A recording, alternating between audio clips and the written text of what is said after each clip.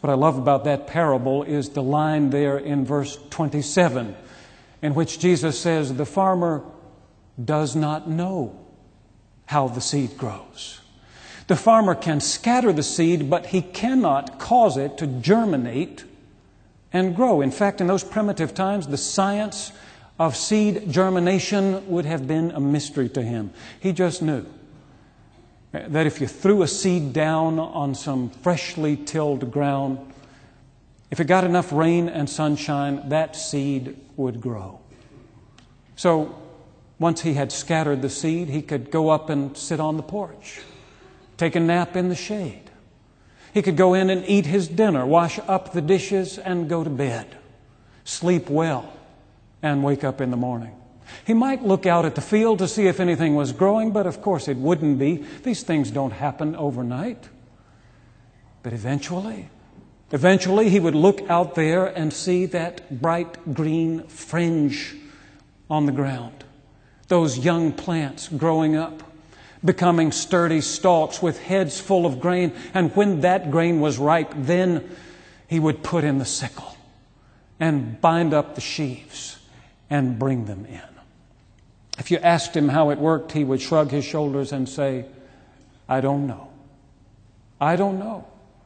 I just know when it's time to plant, and I know when it's time to harvest. Jesus says the kingdom of God is like that, and I think he means the growth of the kingdom is like that. It's a mystery. Like the farmer, there is nothing we can do to make it grow, and like the farmer, we might as well admit that we don't know how it works. Look at his role in this parable. He scatters the seed, he sleeps and rises, and then he puts in the sickle. He has everything to do with the planting, everything to do with the harvesting, nothing at all to do with growing. That's God's business. And so, relieved of the anxiety of trying to make the seed grow, he can lie down and rise up, counting on God to do God's part. What a relief for my friend in Texas, who for the longest time thought the growth of the church was up to him. And what a good lesson for that congregation, even now searching for his successor. It is we who scatter the seed. It is God who gives the growth. If that's true, then I would think that we would want to scatter seed all the time. And like the parable of the sower that Jesus tells in this same chapter, I think that we would want to scatter it everywhere, since the soil we are throwing it on is the soil of the human heart. And since only God knows whether and how that seed will take root and grow. If we fall for any church growth strategy, let's fall for this one, a strategy of sharing the gospel generously, scattering the seed recklessly, and trusting God to give the growth. But remember this, that while you can plant a wheat seed and expect wheat to come up, while you can plant a kernel of corn and expect corn to come up, when you scatter the seeds of the kingdom, you never know what will come up. Let me give you an example. One of the alternate readings for this Sunday is from Ezekiel 17, where God says, I myself will take a sprig from the top of a tall cedar tree and plant it on a high and lofty mountain. On the mountain height of Israel I will plant it, he says, in order that it may produce boughs and bear fruit and become a noble cedar. Under it every kind of bird will live. In the shade of its branches will nest winged creatures of every kind. He seems to be talking about the kingdom of David, the same David who was just a shepherd boy in the story I told from 1 Samuel earlier. As you may remember, David's kingdom was established and then enlarged and then divided and then conquered and then carried off into captivity.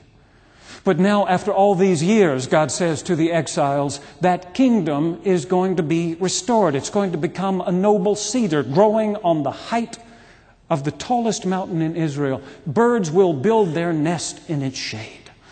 Can't you imagine that God's people in captivity loved that promise? that they carried that image around in their heads, that image of a lofty cedar tree growing on Mount Zion, a sign that God would restore the kingdom. Hold that image in your own head for just a moment, if you can, as we hear the second parable in today's gospel lesson from Mark 4, verses 30 through 32.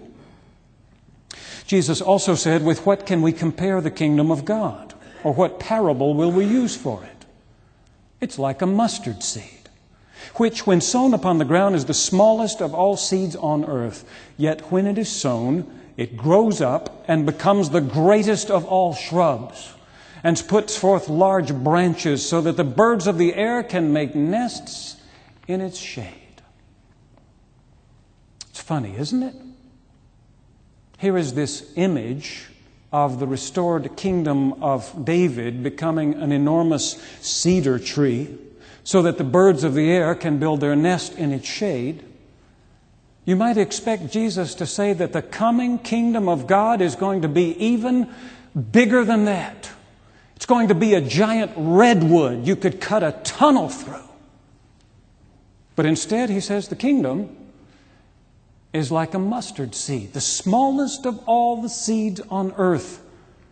And yet, he says, when it is sown, it grows up and becomes the greatest of all shrubs, and puts forth large branches so that the birds of the air can make nests in its shade.